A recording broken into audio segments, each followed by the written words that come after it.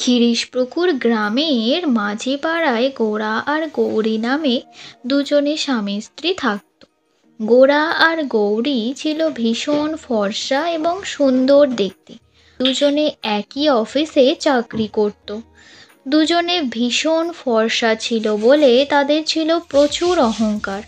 একদিন তারা দুজনে অফিসের একজন কর্মচারীকে ভীষণ অপমান করতে থাকে। এই, তুমি এত কালো কেন? কি বিশ্রী দেখতে! যাও, আমাদের সামনে তুমি আর কখনো আসবে না। কোনো দরকার থাকলে অন্য কাউকে পাঠাবে, তুমি আসবে না। আমি কালো তো কি হয়েছে ম্যাডাম? কালো বলে কি আমি মানুষ নয়? আবার মুখে মুখে তর্ক! যাও, বেরিয়ে যাও। এইভাবেই তারা দুজনেই যখনই কোনো কালো রঙের মানুষকে দেখত তখনই তাদের অপমান করত। এরকমভাবেই বেশ কিছুদিন চলে। এরপর একদিন অফিসের সবাই গোরা আর গৌরীর ওপর ভীষণ রেগে যায়। তারা সবাই মিলে অফিসের মালিকের কাছে যায়। তারা মালিককে সব ঘটনা খুলে বলে। এরপর অফিসের মালিক ভাবতে লাগলো যে কি করা যায়। তিনি একটি বুদ্ধি বের করলেন।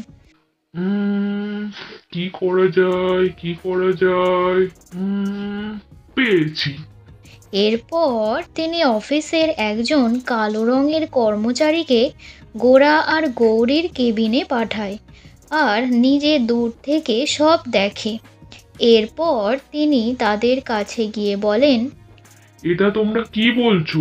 কেন অপমান করছো ওকে? ওকে আমি তোমাদের কাছে পাঠিয়েছি।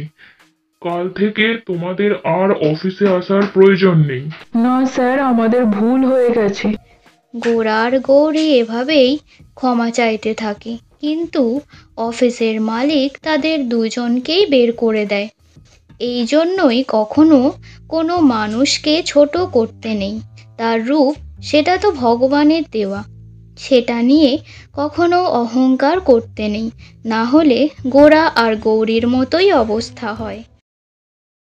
ছোট্ট বন্ধুরা, তোমরা যদি আমার ভিডিও পছন্দ করো তাহলে please like, share and subscribe করে দাও।